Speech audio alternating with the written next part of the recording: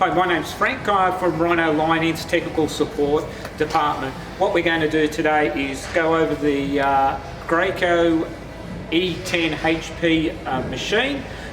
This is for spraying our one-to-one products. Now, this machine is a high-pressure machine. It's 2,500 psi at its highest setting.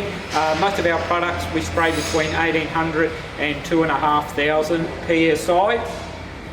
So the machine itself has got two tanks, one for the ISO, one for the resin. Obviously the ISO is the red and the resin is the blue.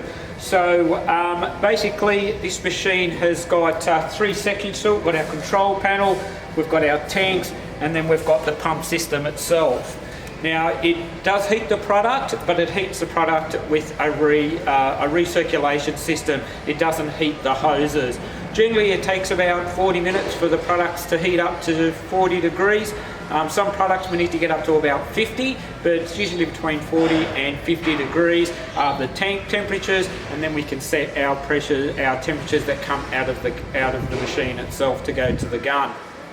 So, we've got instrument panels. We've got our manifolds which distribute the product, and also it's got the return hoses as well.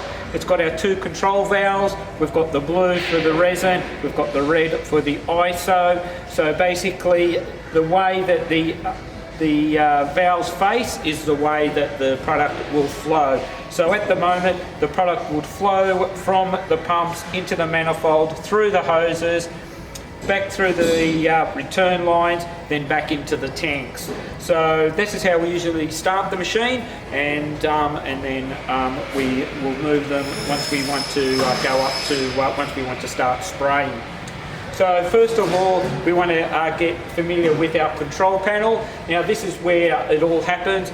The rest of the machine pretty well looks after itself, but it has got some maintenance, but we'll go through that at the end of the video. So first of all, on our right hand side of the panel, we've got our two on-off switches. Now the furthest one across is our on switch. Now this will actually fire up the machine and get everything ready. It goes through a diagnosis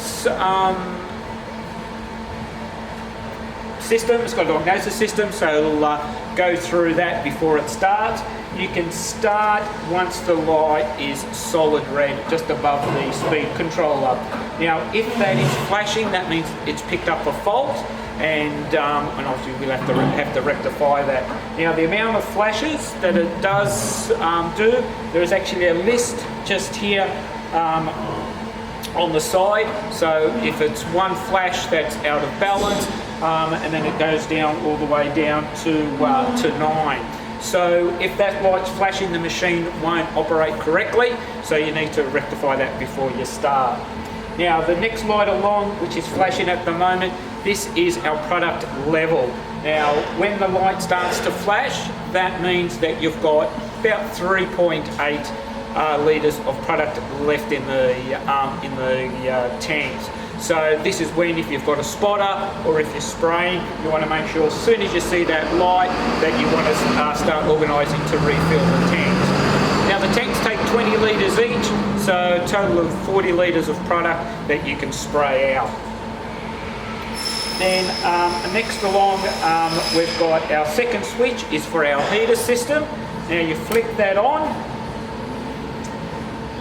and what you'll notice is the numbers will light up. So this is the temperature of the chemical that's in the machine at the moment. It's a little bit cool here on the Gold Coast today, so it's at 9 degrees.